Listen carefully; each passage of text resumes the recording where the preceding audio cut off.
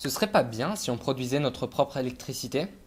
Mais tu veux dire être autosuffisant? Ouais, avec notre énergie produite dans notre immeuble ou juste à côté. Oui, mais pour ça, il faudrait savoir quelles énergies sont les plus rentables et travailler là-dessus. Mais on peut le faire. Bah alors allez. À partir de ce jour, nous décidâmes de nous renseigner sur la question. Quelles énergies sont les plus rentables? Lesquelles ont la moins grande empreinte carbone? Ce que nous présentons aujourd'hui est le fruit de ces recherches. Après s'être concertés, nous avons choisi deux moyens de production, mais aussi étudié le stockage car il est très important. Nous avons présenté nos recherches à notre ami Baptiste, qui a décidé de nous aider. Mais nous allons d'abord vous présenter notre premier moyen de production retenu. Tout d'abord, l'éolien c'est quoi?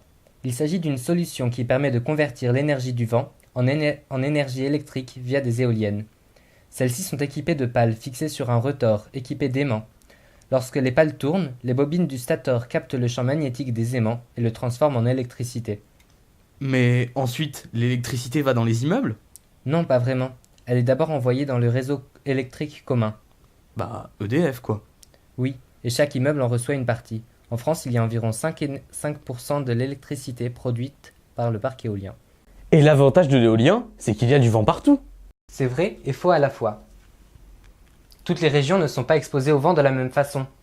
Il y a des régions où c'est l'énergie de prédilection et d'autres où il est inutile d'en installer. Donc, les éoliennes ne sont pas parfaites? Non, pas vraiment. Elles ont quelques défauts. Elles ne peuvent pas être installées chez un particulier car trop grandes, bruyantes et chères, et on ne connaît pas leur impact sur la biodiversité à long terme. Maintenant, nous allons étudier un deuxième moyen de production d'électricité. Les panneaux solaires? Exactement. Ceux-ci créent de l'électricité par excitation du sodium qui les compose grâce à l'énergie solaire. C'est possible de faire plus détaillé? Ok, je t'explique. Déjà, c'est quoi le silicium? Le silicium, de numéro atomique 14, possède plusieurs isotopes naturels, 28, 29 et 30, le 29 étant le plus répandu, 92% à peu près. Les trois sont des isotopes stables. Le silicium est un semi-conducteur, ça veut dire qu'il absorbe facilement la lumière et génère un champ et une tension électrique. Pour réaliser un panneau solaire, il faut deux plaques de silicium.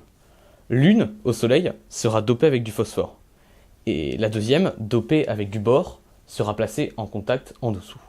Qu'est-ce que ça signifie, doper? Ça signifie que l'on ajoute ce que l'on appelle des impuretés à notre plaque de silicium, pour la charger positivement ou négativement. Dans notre cas, du phosphore et du bore. D'accord. Mais pourquoi ces deux-là en particulier?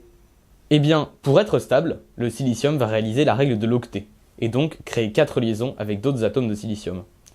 Mais on introduit alors du phosphore sur la plaque du haut, et le phosphore a 5 électrons sur sa couche externe. Ah, le cinquième électron ne participe donc pas aux liaisons, et il peut se déplacer. Il y a donc dans cette couche des électrons mobiles de charge négative. On appelle cette couche N car la charge mobile est négative. Et il se passe le contraire de l'autre côté, car le bore n'a que 3 électrons sur sa couche externe. Il y a donc des trous mobiles de charge positive. On appelle donc cette couche P. Quand on met les plaques en contact, certains électrons cherchent à passer du côté positif. Mais quand il y a de la lumière, ces électrons sont forcés de retourner sur la couche N. Et les électrons sont toujours attirés par la couche P. On place donc des bornes sur chaque couche et les électrons passent par un circuit extérieur et génèrent un courant électrique appelé photocourant. Et du coup, les panneaux solaires sont plus rentables que les éoliennes? Ça dépend des cas, mais on peut calculer cela. Ah oui? Comment? On va prendre un exemple. Si on suppose que le soleil envoie l'équivalent de 1000 watts par mètre carré et que l'on a un panneau de 2 mètres carrés, il va renvoyer environ 300 watts de puissance. Il aura donc une rentabilité de 15%. Et comment tu trouves ça? On divise la puissance reçue totale par la puissance émise. Et il existe plusieurs types de panneaux solaires? Il existe deux sortes de panneaux solaires, les polycristallins et les monocristallins. Leurs procédés de fabrication sont différents. Les polycristallins sont obtenus en étirant des lingots de silicium, tandis que les monocristallins sont coupés dans un seul bloc de cristal de silicium. Les monocristallins sont rentables et fonctionnent mieux à basse luminosité, parce qu'ils sont plus sombres. Les polycristallins, qui eux sont plus bleus, chauffent moins, donc fonctionnent mieux, à grande luminosité. Nous allons pour continuer vous parler des différents moyens de stockage. Donc des batteries? Oui, principalement. Mais comment fonctionnent-elles? Pour la plupart, elles stockent de l'énergie sous forme chimique et celle-ci revient sous forme électrique par formation d'ions. Et concrètement, ça donne quoi? On va prendre par exemple une batterie à hydrogène. Elle est composée de deux parties. Une avec de l'hydrogène et l'autre avec de l'oxygène. Lors de l'utilisation, les ions hydrogène plus et les molécules de dioxygène vont former une molécule H2O. Lors de la recharge de la batterie, on va avoir une molécule d'eau qui va se diviser en 4 ions H+, 4 électrons et 2 molécules de dioxygène. Mais ce n'est pas le système qu'on utilise le plus, n'est-ce pas? Effectivement, aujourd'hui les batteries les plus utilisées sont celles à ion lithium.